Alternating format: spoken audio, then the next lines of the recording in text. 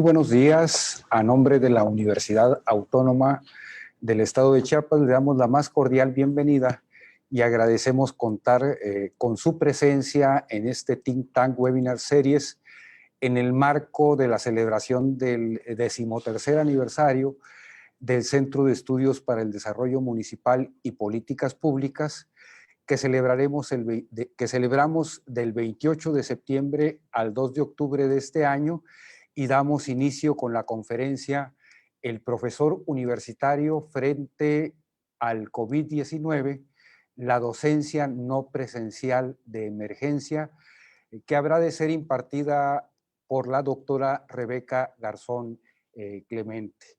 Ruego a ustedes apagar los micrófonos, y al final de la intervención de la doctora Garzón habremos de dar un tiempo para preguntas y respuestas.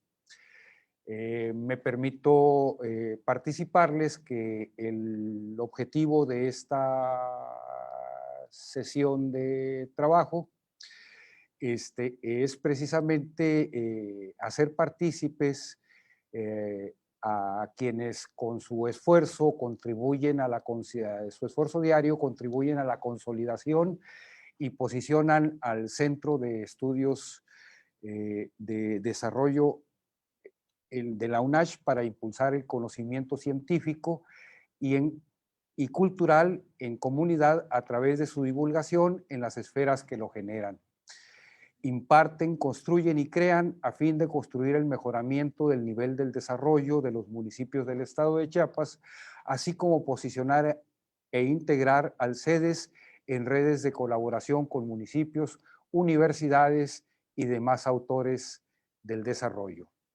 Hoy tenemos con nosotros la participación especial de la doctora Rebeca Garzón Clemente, profesora de la Universidad Autónoma de Chiapas desde 1994, miembro del Sistema Nacional de Investigadores desde 2014, quien es una persona preocupada por la inclusión digital, dada su formación profesional y vocación docente.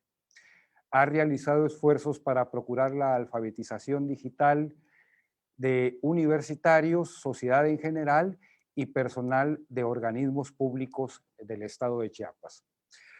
Así también ha realizado estancias internacionales que le han permitido colaborar con grupos de investigación iberoamericanos en proyectos de impacto social.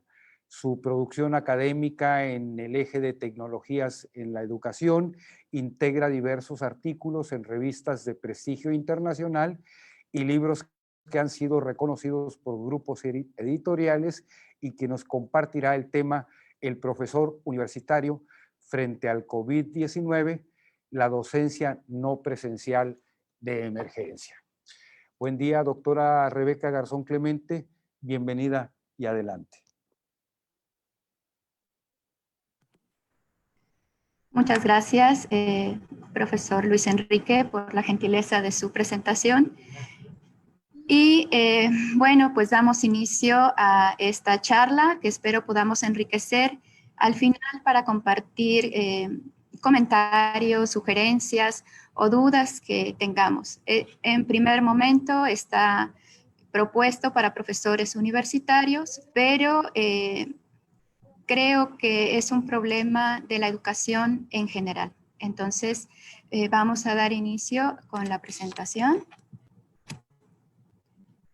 ¿Ok? ¿Y por qué la docencia no presencial de emergencia? Porque creo que debemos tener en mente, instituciones y profesores, de que no se trata de hacer una universidad virtual o educación a distancia. Estamos respondiendo a una contingencia y las estrategias deben de ser estas, deben de ser de contención, de adaptación y con una visión estratégica de crecimiento que deberá darse posteriormente. Lo que estamos haciendo, por ponerlo con una metáfora, es es como haber ido al médico y el médico nos da una dieta y nosotros nos metemos a la dieta, pero si quisiéramos realmente tener un cambio real, un cambio duradero, un cambio que va a transformar algo, entonces tendríamos que adquirir estos hábitos de alimentación y ejercicios y no solamente responder en el momento hacia algo que después nos puede rebotar. Entonces, ¿qué tenemos que hacer? ¿Cuál es el panorama actual? ¿Cuál es el problema? El problema, por ahí decía un profesor hace algunas semanas, es semejante a cambiar el motor de un avión en pleno vuelo. ¿Qué ha transformado la educación? Sin lugar a dudas, el coronavirus, la enfermedad de COVID. Sin embargo, debimos estar preparados. Esto es un sentir general de que las instituciones y los profesores debimos estar buscando, y también los gobiernos debimos estar buscando esta transformación desde hace mucho. Por poner un ejemplo, desde el año 2007, Uruguay estuvo trabajando en un proceso de formación de sus profesores a todos los niveles educativos para tener este respaldo de conocimiento de tecnologías, de alfabetización digital, de alfabetización informacional y tecnológica, de manera que pudieran de alguna manera respaldar todo ese conocimiento para potenciar los aprendizajes de sus estudiantes. Y pues esto ha permitido que el país responda de diferente manera a lo que ha sido el panorama de Latinoamérica. ¿Qué pasa en nuestras instituciones? Por ahí el doctor Pérez Zárate, Eder, compartía con nosotros hace algunas semanas que una parte de la problemática es de que tenemos universitarios, profesores y estudiantes que sabemos utilizar la tecnología, pero no la utilizamos para estudiar, para aprender, sino para socializar. Entonces, nosotros, migrantes digitales, tenemos estudiantes que son nativos digitales, que saben utilizar las tecnologías, pero no necesariamente para estudiar. Entonces, necesitamos procesos de formación para trabajar en este sentido. Otra de las problemáticas es de que la propuesta tecnológica actual para afrontar la pandemia ha sido una estrategia tecnológica del siglo XX. Información en un solo sentido, información que permite o que limita la retroalimentación con nuestros estudiantes. Entonces, pues vamos a tener pérdidas de conocimiento bastante importantes. En cuanto a los procesos, pues tenemos también modelos pedagógicos del siglo, ya no solo XX, sino del siglo XIX, de clases magistrales que están utilizando las tecnologías únicamente para trasladar, para hacer lo mismo, pero con apoyo de las tecnologías. Y por último, pues todo esto, toda esta problemática está inmersa en un panorama de incertidumbre. No sabemos qué va a pasar, además de que tenemos todos estos problemas y todas estas limitaciones, pues también estamos, profesores, estudiantes, la sociedad en general, estamos en un panorama de incertidumbre, de enfermedad, de muerte. Esto, como decía un profesor hace algunos años, es una contingencia dentro de la contingencia. Las instituciones de educación superior, entonces, se enfrentan a una emergencia que hay que contener y a la que se debe adaptar. Esto es lo que ha sido hasta este momento. ¿Qué es lo que tiene que hacer? Se tiene que trabajar en una visión estratégica. Entonces, dentro del problemas, dentro de la emergencia, pues, ¿qué tuvimos que hacer? Responder. ¿Cómo? Tomando las herramientas que teníamos a la mano. Sin embargo, los profesores debemos de tener en mente que la educación online no es educación es síncrona, no es poner en videoconferencia nuestras clases magistrales. Las plataformas han sido rebasadas, por ahí tenemos caídas de la tecnología, de los sistemas, de las redes. La situación en Latinoamérica es bastante precaria con respecto a la conectividad. Se nos venden redes o enlaces a Internet supuestamente de 30, 40, hasta 80 megabytes. Por ahí una compañía dice que nos da. Pero en realidad en las casas están cayendo los enlaces a cada momento, en las instituciones incluso. Entonces, es algo sobre lo que se tiene que trabajar también a todos los niveles. ¿Qué otra cosa? Pues las competencias digitales de quienes estamos inmersos en el proceso. ¿Por qué? Porque nuevamente utilizamos las tecnologías, pero no para procesos de educación. Y el bienestar emocional. Después vamos a ver cómo impacta esto en el asunto de responder ante las cuestiones de educación en un momento dado. Los desafíos entonces son utilizar las tecnologías para estudiar, trabajar sobre estrategias metodológicas utilizando tecnologías sin perder de vista que debemos trabajar en una visión de futuro institucional basada en el respeto. Respeto a los espacios, respeto a los tiempos de los universitarios y de las personas que están inmersas en estos procesos. Entonces, ¿cómo nos tomó esta contingencia? Partimos de digitalizar lo diseñado. Nosotros al inicio del curso en enero 2020 y quienes iniciaron en el curso el año pasado, pues teníamos diseñados todos nuestros programas para trabajar de forma presencial. Teníamos nuestro diseño, nuestras actividades, todo preparado. Y viene la pandemia a mitad del semestre para nosotros. ¿Qué tuvimos que hacer? Lo que teníamos diseñado se tuvo que digitalizar en el momento, cambiar el motor en pleno vuelo. Y entonces, pues se tomaron modelos de comunicación síncrona, se utilizó mucho tecnología de videoconferencia como el Zoom, como el Google Meet y otro tipo de herramientas. Y tuvimos que meternos a ver cómo evaluábamos y cómo retroalimentábamos a nuestros estudiantes dentro de toda esta contingencia. Y después nos vemos en la necesidad de ya no digitalizar lo diseñado, sino lo ideal sería diseñar para lo digital.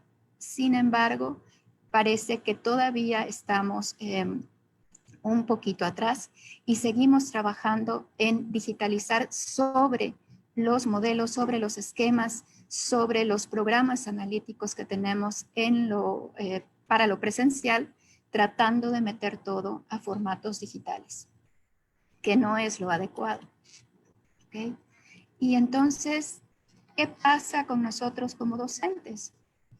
¿Qué nos ha pasado? ¿Hemos respondido a la contingencia? ¿Estábamos preparados? No. ¿Era previsible el asunto? Nadie lo esperaba. ¿Cómo nos hemos adaptado? Bueno, cada quien desde su trinchera, como ha podido, si tiene salud, ha intentado responder ante esta contingencia, trabajando con sus materiales, tratando de no perder a sus grupos. ¿Hemos reaccionado a tiempo? Creo que sí. Ahora vamos a ver esto con cifras y con datos. Muchos, la gran mayoría, nos hemos preocupado de saber cómo están nuestros estudiantes, qué es lo que están haciendo. Y a veces, ante las exigencias institucionales, nos preocupa que no se esté viendo todo este sentir de nuestros estudiantes. Perdón.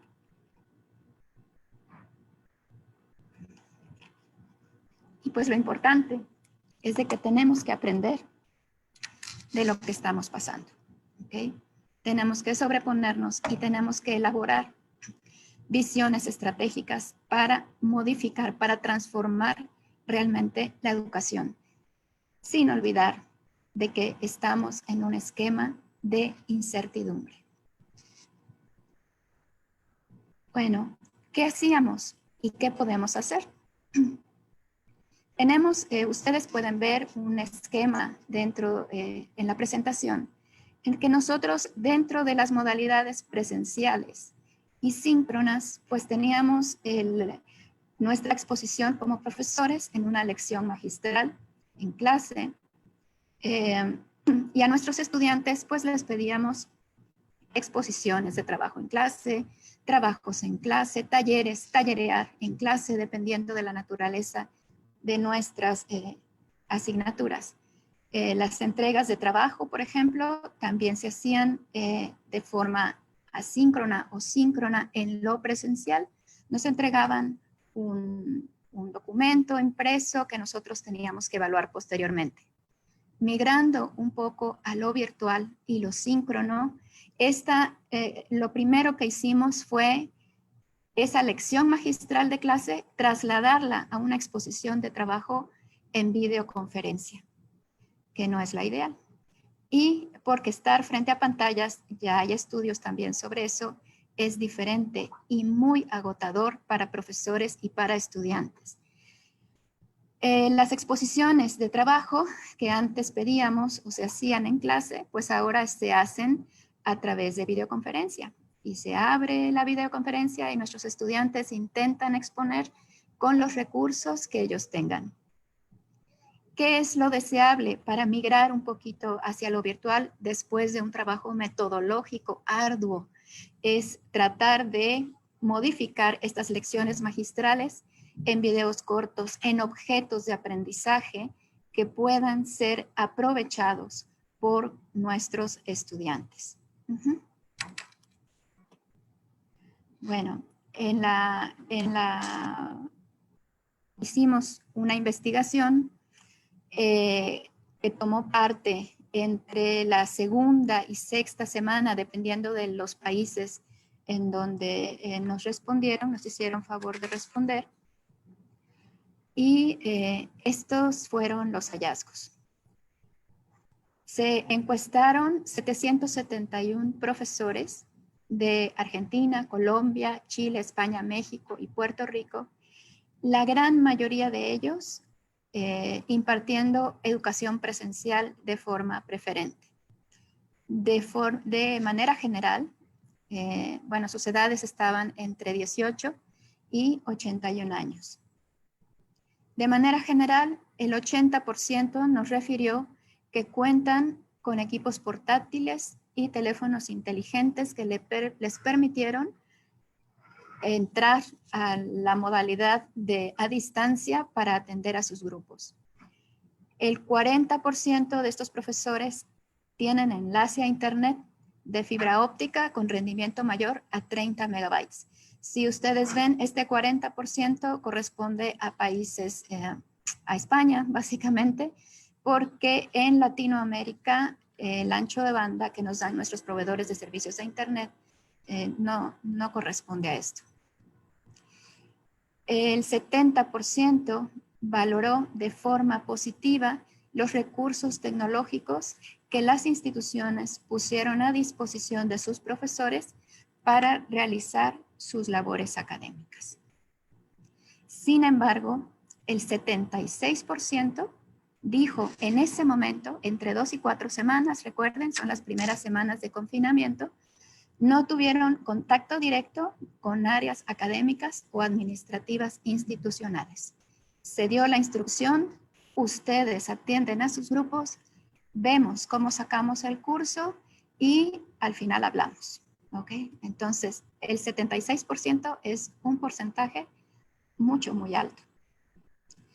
Dentro de la estimación que hacen los docentes de las barreras académicas que tuvieron en el hogar, pues afortunadamente no se considera que el hogar sea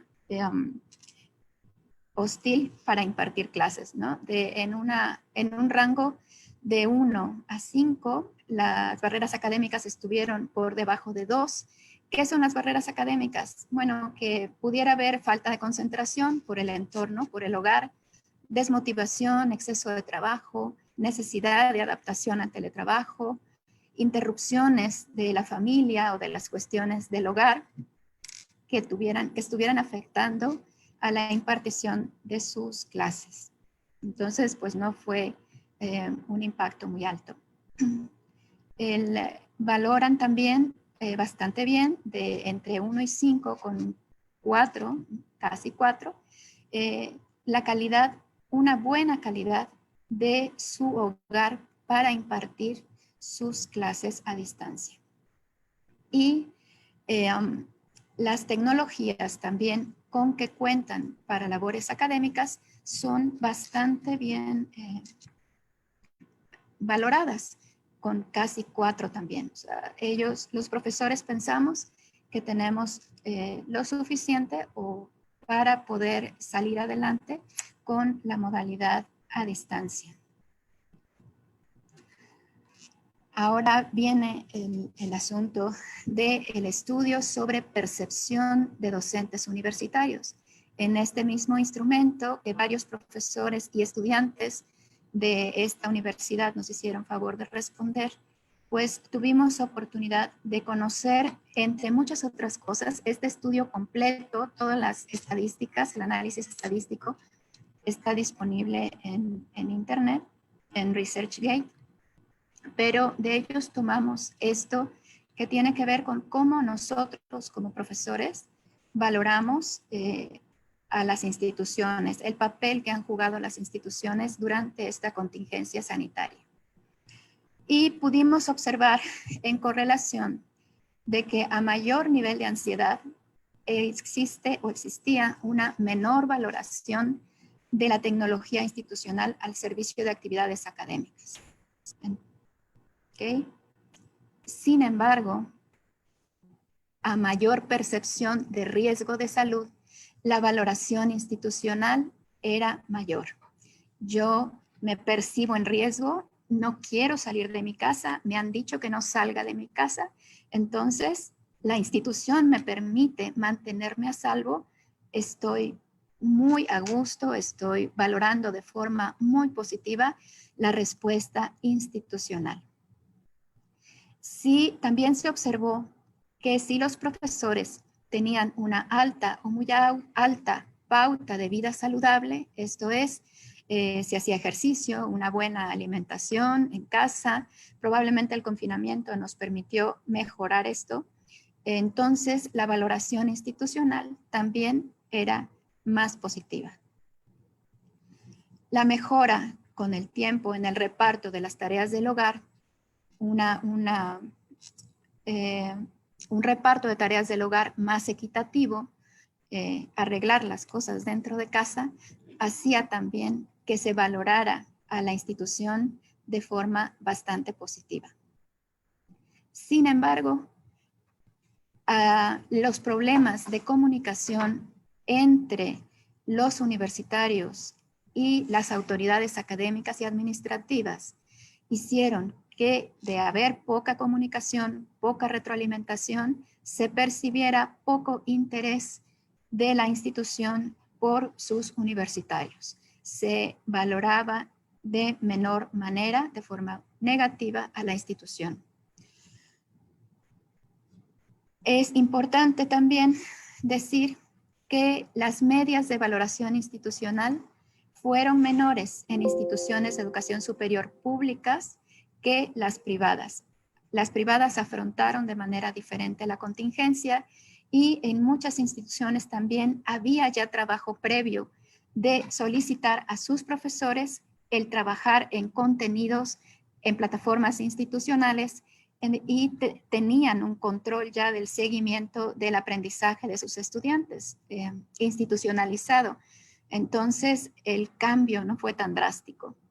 Las medias de evaluación institucional fueron menores también para profesores de pregrado en comparación con los de posgrado. Y el aumento de horas dedicadas a la docencia durante el confinamiento también disminuyó la valoración institucional. En este momento, recordemos, esto es en las semanas de la 2 a la 4. Ahora llevamos 27 semanas de confinamiento y han podido, yo creo que sería conveniente hacer un contraste de estos datos con la situación que vivimos actualmente. ¿Okay? ¿Cuáles son los retos? nosotros somos una institución de campus, somos una institución presencial y creo que no debemos de perder de vista esto. Tenemos una educación que observa a sus profesores, cómo se dirigen a los grupos, cómo se manejan, cuál es la presencia que tienen en diferentes ámbitos. Entonces, es importante tener en mente que no estamos migrando para una docencia virtual, que no tenemos nosotros que hacer nuestros cursos virtuales si todavía la propuesta es ahorita de contingencia. ¿Qué se tiene que hacer? Se tiene que innovar, sí, y para ello tiene que haber una visión estratégica institucional que dirija de fondo con cuestiones metodológicas y cuestiones pedagógicas este cambio. La tecnología por sí misma no va a modificar las cosas. ¿Cuáles son los desafíos que tenemos actualmente? El acceso universal a la tecnología. La brecha digital es tremenda en nuestra Latinoamérica y ya no digamos aquí en Chiapas.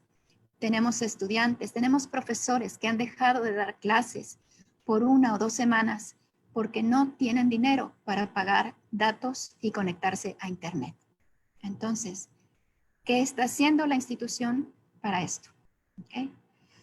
Tenemos estudiantes que no tienen dinero para conectarse a Internet, que no tienen computadoras, que no tienen teléfonos celulares o móviles. ¿Qué estamos haciendo?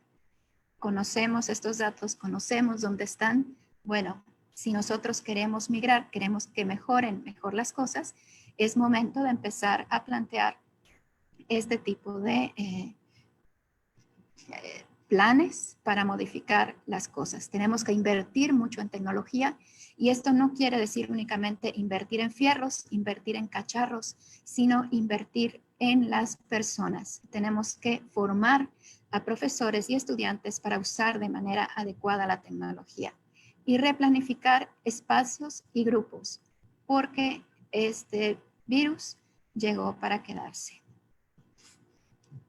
Entonces, tenemos estas preguntas que son básicas y que tendríamos que estar haciéndonos como universitarios para los tomadores de decisiones, ¿sí? En nosotros mismos.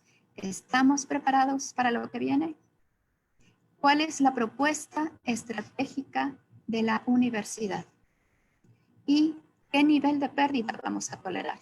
Porque esta adaptación, esta respuesta inmediata, definitivamente implica pérdida de conocimiento. Entonces, ¿qué es lo que vamos a hacer después? ¿Okay?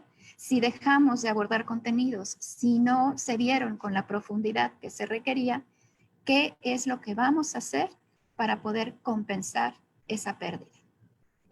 Son preguntas muy importantes que se hicieron ya universidades, por ejemplo, como las universidades de Chile, y todas en todo el país, a lo largo del país, se pusieron de acuerdo para elaborar planes estratégicos de respuesta y recuperación de conocimiento.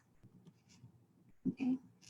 Dentro de las conclusiones, bueno, decía por ahí Faraón Llorens hace unas semanas, dice que esta pandemia fue causada por un virus biológico, pero la próxima va a ser por un virus informático. Este confinamiento nos ha prohibido salir a la calle. El próximo nos va a prohibir salir a Internet. Entonces, ¿qué haríamos nosotros sin Internet? Dice, bueno, también por ahí en una charla que se dio en el Tecnológico de Monterrey, Bill Gates decía, es que para esto nosotros debimos estar preparados. Les comentaba lo de Uruguay. En México, ¿qué se ha hecho? En Chiapas hace unas semanas decía el doctor Luis Alan Acuña, tenemos 20 investigadores en educación registrados en el Sistema Nacional de Investigadores y ninguno está haciendo innovación educativa. Estamos preocupados todavía porque las preocupaciones en el Estado son otras, pero no estamos haciendo innovación educativa. Las instituciones deben proponer una visión estratégica, deben estrechar lazos con otras instituciones para colaborar, para adaptar y adoptar lo que se tiene con miras a que elevar la calidad de la educación en nuestro contexto. Trabajar también en infraestructura y procesos académicos, procesos pedagógicos, procesos tecnológicos. Los universitarios debemos estar en constante comunicación, apoyar no solo profesor-estudiante, estudiante-profesor, entre estudiantes, entre profesores, sino que las autoridades universitarias deben estar pendientes de qué es lo que pasa, deben conocer todo esto que está permeado por esta contingencia, conocer los datos para poder responder, para poder establecer una visión estratégica de cómo queremos la educación en un futuro, ya no a mediano o a largo plazo, sino en un futuro inmediato. Se deben contemplar una comunicación, retroalimentación, la resiliencia y todo en un marco de respeto y empatía para todos los actores del proceso. ¿Qué tenemos que aprender?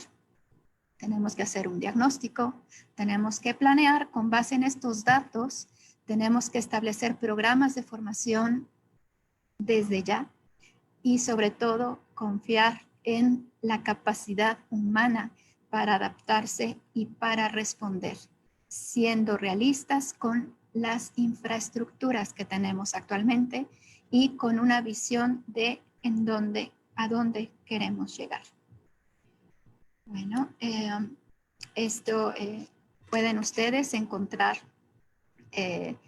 las charlas, lo que hemos compartido ha sido parte de estudios que nosotros hemos abordado, pero también hay mucho en conferencias, hay mucho en la red, hay mucho material actual. Si ustedes ven ahí, las fuentes son de este año y de hace pocos meses, porque toda la gente está trabajando en esto.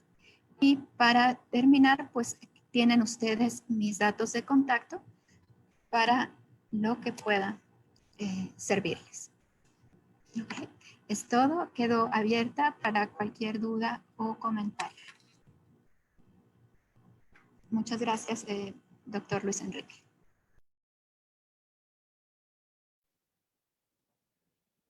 Bien, pues vamos a dar inicio a la sesión de preguntas y respuestas. Tengo aquí, si me apoyas, esta parte.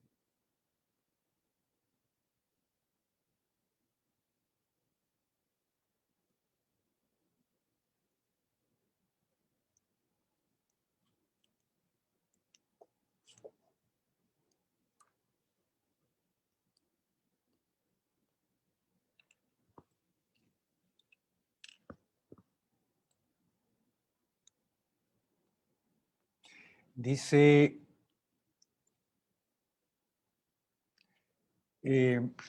perdón, Ernesto de Jesús Espinosa García, ¿qué pasaría si no existieran las plataformas virtuales como Zoom y Skype? En este momento, en plena pandemia, ¿cuáles serían las repercusiones de enseñar en línea?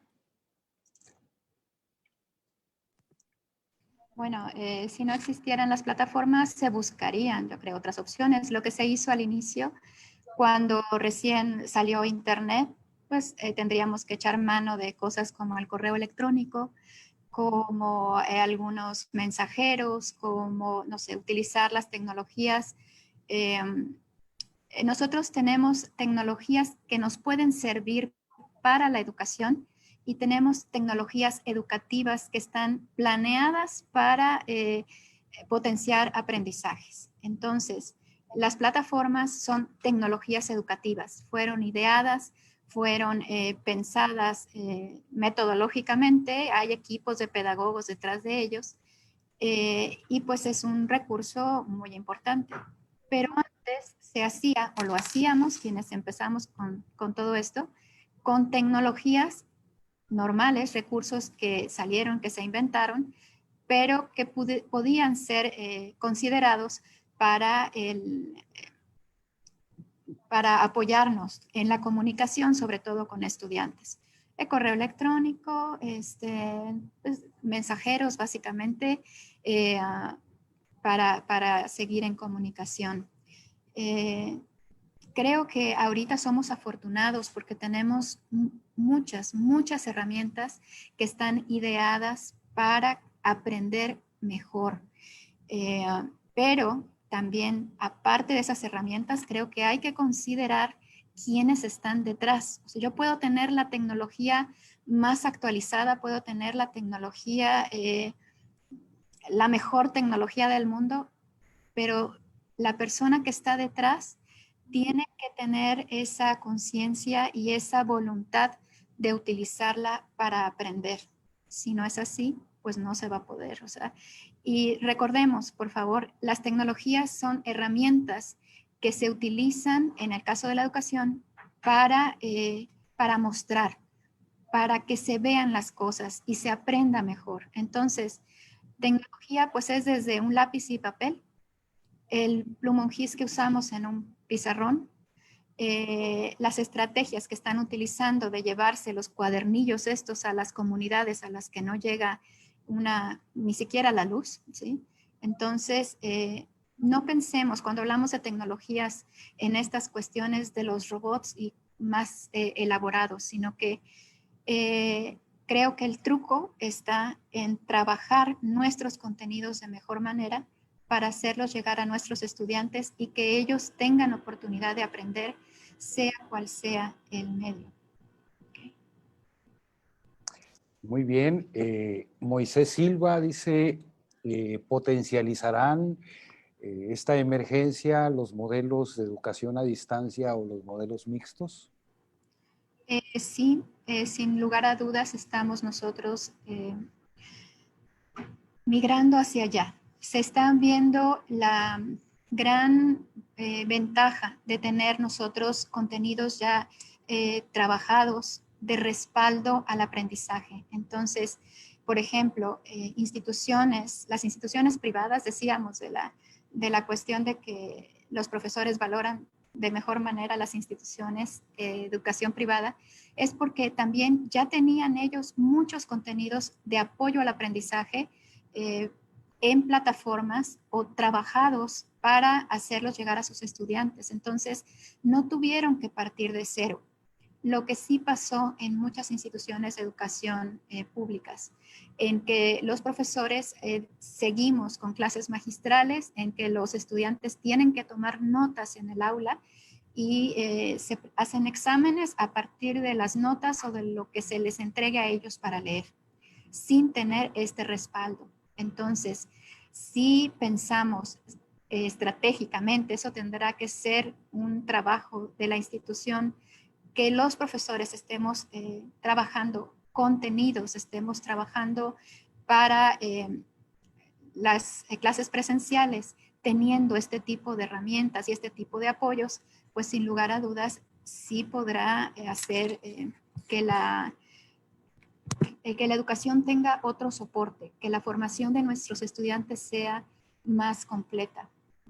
Entonces, creo que sí es importante empezar a pensar, o sea, no transformar nuestra educación, nuestro esquema de educación formal, presencial en las universidades de campus es presencial, pero esto no quiere decir que no utilicemos tecnologías, sino que debemos incluirlas y las cosas pueden mejorar en mucho.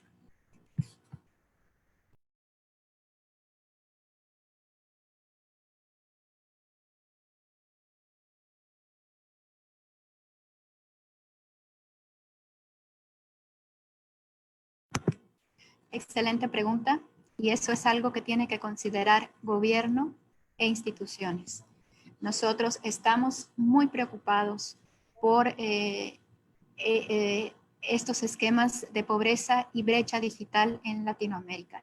Como profesora, porque yo no soy funcionaria de ninguna institución, pero comentaba, sabemos de chicos, tenemos estudiantes que tienen que caminar muchas horas, así como antes caminaban a una escuela, ahora tienen que caminar para encontrar una señal de internet, para poder comunicarse con sus profesores o entrar a una clase porque se les exige de alguna manera. Entonces, hay que tener mucho cuidado con eso, hay que sensibilizarnos como profesores y como instituciones. Por ahí tuvimos conocimiento de una chica que decía, es que yo no tengo 10 pesos, mi familia no tiene 10 pesos para pagar los datos que me requieren el conectarme a internet. Entonces, mi tío me está dando oportunidad de ir a su parcela, cosechar algo de maíz, irlo a vender y con eso pagar mi enlace. ¿Okay? Es muy preocupante. Nosotros no podemos lanzar una estrategia como la lanzó Fox hace algunos años de que tecnologías para todos y la Educamedia para todos. ¿Por qué? Porque nuestra realidad actual es en Latinoamérica y particularmente en estados como Chiapas bastante diferente.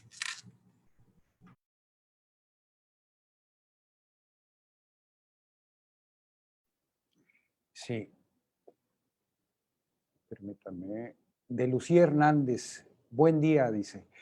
¿Qué estrategias o herramientas se podrán aplicar en profesores que aún no saben utilizar las aplicaciones? Depende de dónde estamos nosotros hablando. ¿Qué herramientas, qué estrategias? Yo les recomiendo que vayamos por lo que sea más sencillo para nosotros y para nuestros estudiantes. Comentábamos, hay muchísima tecnología ahorita a la mano. Tenemos nosotros aplicaciones fabulosas que hacen que hagamos unas presentaciones hermosas, que hacen que hagamos, no sé, una comunicación en línea, hasta con los Star Wars atrás de nosotros y todo. Pero si eso se nos complica, tenemos que ir a lo básico, tenemos que empezar desde lo básico.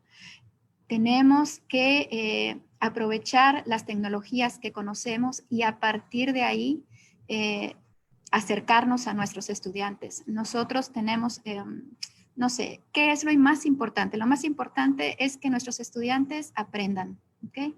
¿Qué tenemos que hacer? Empezar a desglosar. En esto tiene que ver la alfabetización digital. Hace muchos años, por ejemplo, participé en un proyecto con profesores de psicología que querían hacer un programa para acercarse a estudiantes de bachillerato para que estudiaran psicología, porque los estudiantes de bachillerato no querían estudiar psicología. Entonces se les ocurrió hacer una herramienta web para que fuera accesible, que fuera amigable, que fuera más cercana a los estudiantes sobre qué era la psicología, ¿no? Y ellos eligieron el tema de la risa. Entonces empezaron a trabajar, tuve oportunidad de apoyarlos y ¿saben cuál fue la dificultad en un principio de trabajo con ellos? Esto fue en el 2007. El que deshicieran en estos pedacitos, en estos objetivos de aprendizaje, en esto que querían hacer llegar a los chicos, ponerlo en capsulitas para poder meterlo en el formato digital. Una vez superado ese asunto, lo demás fue fluyendo, muy facilito. Entonces, tenemos que modificar nosotros estructuras, tenemos que modificar las formas de hacer las cosas, tenemos que cambiar nuestro esquema de clase magistral a la cuestión de acercarnos con objetos de aprendizaje pequeñitos que después vayan a hacernos un todo, ¿ok? No sé, no sé si respondí la pregunta. Claro que sí.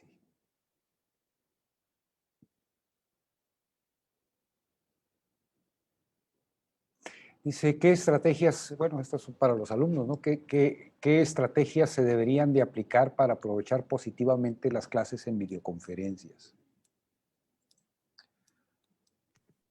Ese también es un trabajo pendiente, porque tiene que ver con lo que nosotros hagamos como profesores y lo que ellos hagan como estudiantes. Primero, las videoconferencias implican una atención diferente a la que se tiene en una clase presencial. En una clase presencial tenemos algunos distractores, podemos platicar con el compañero de al lado, podemos levantar la mano, tomar notas, podemos hacer diferentes cosas. Incluso si nos aburrimos, pedimos permiso y nos salimos un momentito de clase a tomar aire. ¿Okay? En una plataforma de Zoom ya hay estudios de que es agotador estar enfrente de una pantalla. ¿Por qué? Porque nuestro cerebro no está acostumbrado a ver una pantalla, ver una cosa fija a la que tenemos que estar viendo. Y por una cuestión natural nos buscamos entre los participantes y es a quien vemos. ¿Ok? Entonces es agotador estar guardando la forma, la máscara y demás. ¿Qué tenemos que hacer? Bueno, creo a los profesores recomendación no necesariamente pedir micrófono, video abierto. A los estudiantes, para aprovechar mejor, si no entendemos, recuerden que no hay peor pregunta que la que no se hace. Si nosotros no los estamos viendo porque las camaritas están apagadas, no sabemos si se está comprendiendo lo que se está exponiendo. No sabemos si el mensaje está llegando. No sabemos siquiera si están poniendo atención o están viendo la tele o están comiendo o están, no sé, haciendo qué, ¿ok? Entonces, si ustedes quieren aprovechar, los estudiantes, aprovechar mejor los contenidos, tomen una actitud como si estuvieran en una clase presencial.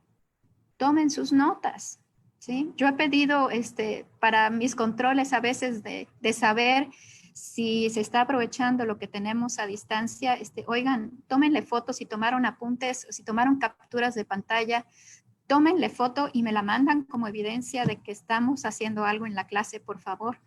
¿Por qué? Porque hay chicos que de veras, o sea, se firman nada más y no se hace otra cosa. Estamos jugando, estamos haciendo cualquier otra cosa. Entonces, la actitud, las habilidades, ¿cómo le llaman?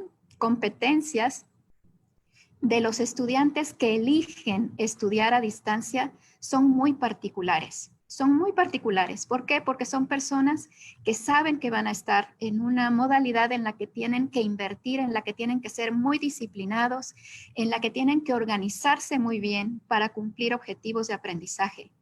Nuestros estudiantes ahorita no se inscribieron a una universidad virtual, no se inscribieron para estudiar en un esquema virtual, en un esquema a distancia. Son estudiantes presenciales, ¿sí? Entonces, debemos nosotros como profesores considerar eso y los estudiantes también tener en mente que esto es lo que tenemos en este momento, ¿sí?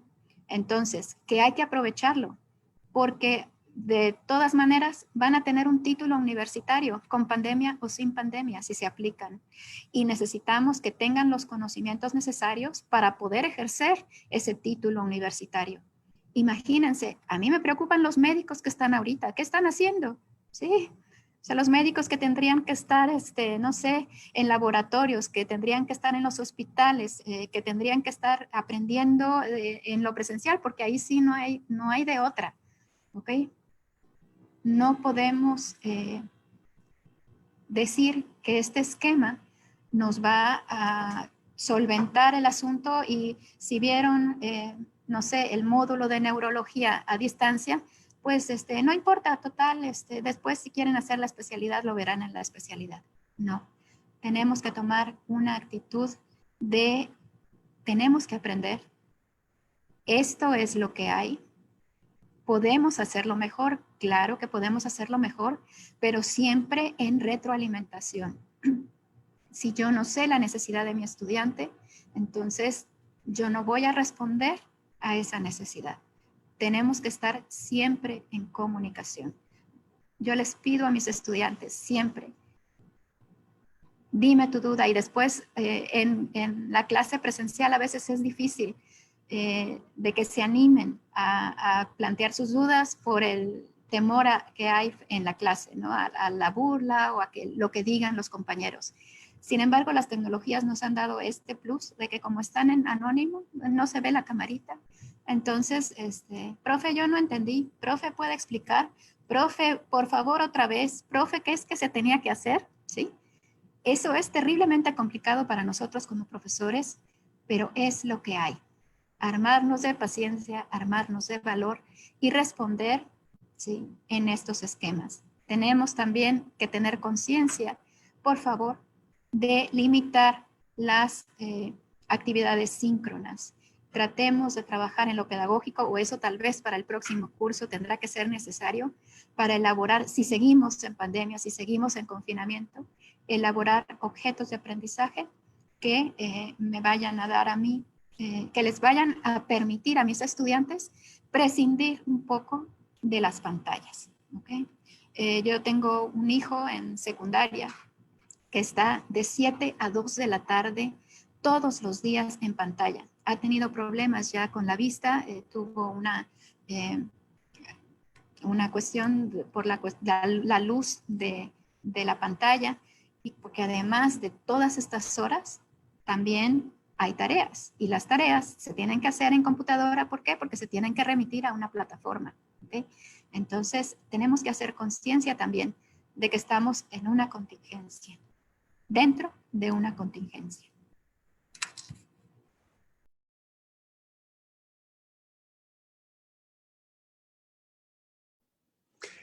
Aquí tenía una Grace Tamara Vergara Quijada.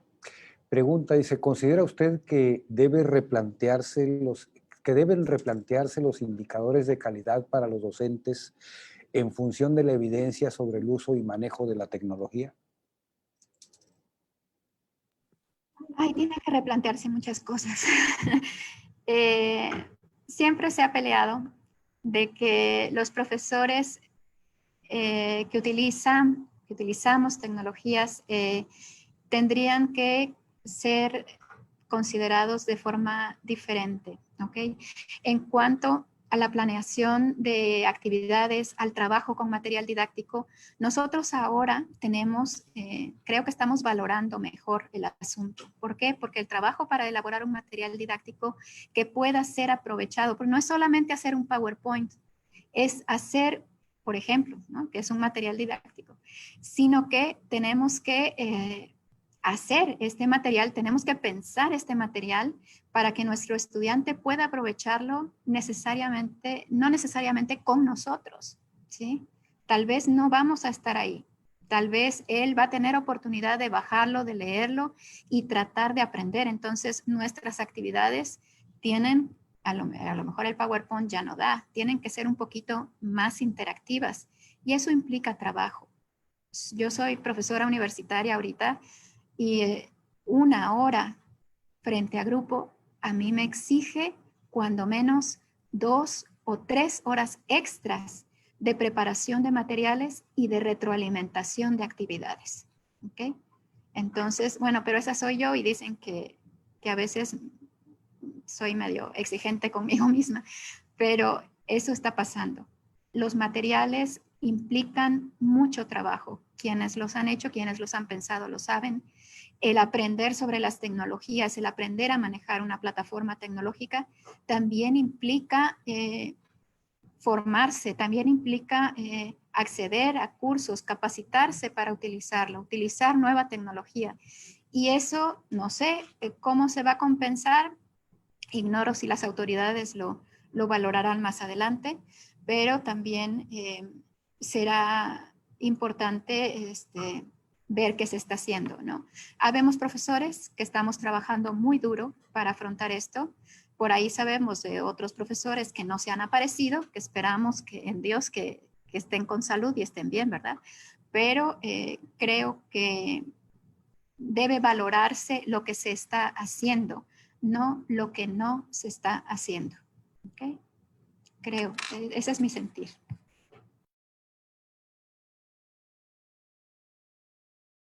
Muy bien, queda una pregunta más y se la vamos a otorgar a José Guzmán. Dice, ¿qué estrategias deberían aplicarse por parte del profesor y el alumno para lograr eficientar el proceso de enseñanza-aprendizaje? Como conclusión, doctora, para concluir con eso. Muchas gracias. He observado que hay muchas preguntas con respecto a las estrategias. Y eso es fabuloso porque deberíamos considerar todo lo que nosotros pensamos, profesores, estudiantes, administrativos que estén presentes, para establecerlas juntos, ¿sí? Una de las cuestiones del estudio de percepción universitaria es de que las instituciones responden de manera vertical y autoritaria a este tipo de desastres, a este tipo de pandemias, a este tipo de contingencias. Se dice, las cosas deben hacerse así y así las hacen, no me importa cómo estén, ¿ok? Y todos, de acuerdo a lo que hemos escuchado, lo que estamos leyendo, están externando qué estrategias, qué vamos a hacer, para dónde vamos, qué es lo que procede a partir de acá. Entonces, creo que esta inquietud debería ser utilizada de forma favorable por las autoridades de educación para establecer esas estrategias que se necesitan para una visión estratégica de hacia dónde queremos ir. ¿Okay? No plantear, yo tengo mis estrategias, cada uno de los profesores que están aquí tienen sus propias estrategias. La universidad o las universidades, las instituciones han propuesto las suyas, ¿sí? ¿Qué es lo que yo consideraría? ¿Qué es lo que yo propondría a manera de conclusión? Trabajemos juntos en ellas, ¿sí?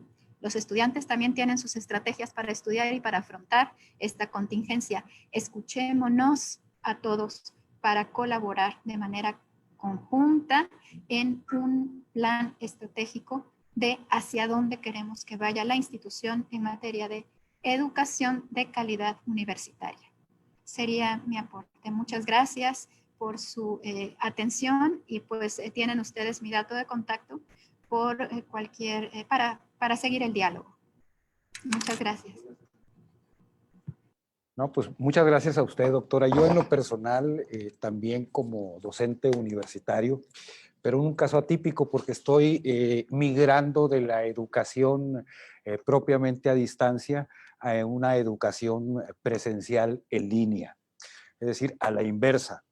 El día de precisamente este fin de semana, platicando con el menor de mis hijos, que estudia en una universidad fuera de aquí y ahora está por estos rumbos, y familia, y ahora que ha tenido que trabajar él en los lives, ¿no? Porque habríamos que ver qué tan a distancia es, o es nada más el live.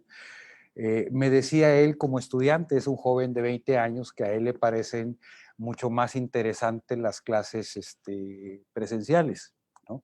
Dice, por el sabor de la discusión, por el mérito de tener al maestro en el grupo, etcétera. Pero yo en lo personal le decía que estimo que son de mayor calidad en las clases virtuales que una educación propiamente presencial, y coincido con usted en el reto que tenemos los docentes ahorita para hacer de estos lives cápsulas más elaboradas, con menos tiempo, y que el alumno tenga la oportunidad de verlos no necesariamente en una hora establecida, porque hay veces que en la misma casa no se tiene las condiciones pues para poder tomar una clase con toda comodidad. Decía usted que por ejemplo, una clase presencial, una hora que tiene usted de clase presencial, le lleva 3 horas prepararlas. Y vamos, esas son clases de mucha calidad. Claro, todo requiere también planeación, incluso las mismas clases presenciales en línea, los famosos lives. Pero yo en lo personal le apuesto un poco más, y en eso coincido con usted, con lo que son las clases propiamente virtuales, ¿sí? A mí en lo personal, por ejemplo, una cápsula de media hora en la semana, ¿sí? De enseñanza en educación virtual, a veces me puede llevar hasta 2 días, entre lo que selecciono el material, entre lo que proceso el material y entre lo que produzco en el video, me permite enriquecerlo mucho más, planear, aprovechar el tiempo y ofrecerle a mis alumnos estrictamente pues, un conocimiento estructurado y de calidad, ¿no? Más allá de lo que es el PowerPoint. Recojo también de su exposición pues la preocupación y el exhorto que hace usted a los 20 investigadores o no sé cuántos más haya en materia de educación que tiene registrado el Estado, pues para que oportunamente nos pudieran hacer llegar también pues las aportaciones de lo que han investigado para que se pueda adaptar lo que es la educación presencial a la educación en línea y puedan contribuir con la universidad.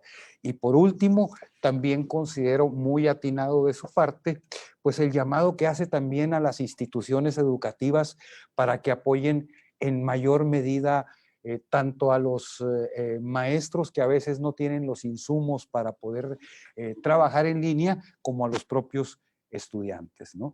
Yo la verdad me siento muy honrado de haberla acompañado aquí y creo que será de gran utilidad pues todo lo vertido por usted en esta sesión de trabajo. Vamos a proceder a entregarle la constancia y dice: la Universidad Autónoma de Chiapas, a través del Centro de Estudios para el Desarrollo Municipal y Políticas Públicas, otorga la presente constancia a Rebeca Garzón Clemente por su participación como un ponente en la conferencia magistral El profesor universitario frente al COVID-19, la docencia no presencial de emergencia, en el marco del 13º aniversario del CEDES, impartida el día 29 de septiembre de 2020 en la ciudad de Tuxtla Gutiérrez, Chiapas, por la conciencia de la necesidad de servir, la doctora Andrea Mena Álvarez, coordinadora general. Muchas gracias.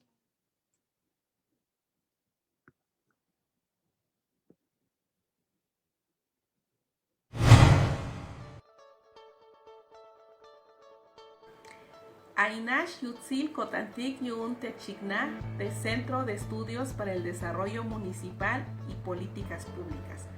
Tejasmaco Temucus Nainopun Unach. Aishtel Oshlahuneb Javil Techignaje. Teyatele Hasventa Yashkol Taiwan, Taslecupteses Kushlehal, Temach Atik Nakatik Tateklum, Hishnishuk Tashunal Balumilan.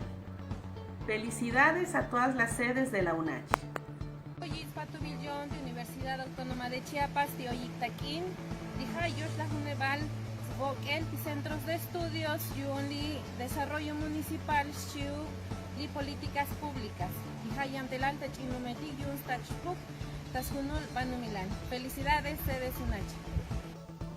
Washashi, Patilavis, Kuhule, a Universidad Autónoma de Chiapas, Awashe, Oshlahne, Yahtab, Kinil, a Centro de Estudios a Desarrollo Municipal, SOC Políticas Públicas, Awashya Teltaye, Ascolta Gel, Achinlumi, Sosutanalalu, Kinali. Felicidades, sedes UNACH.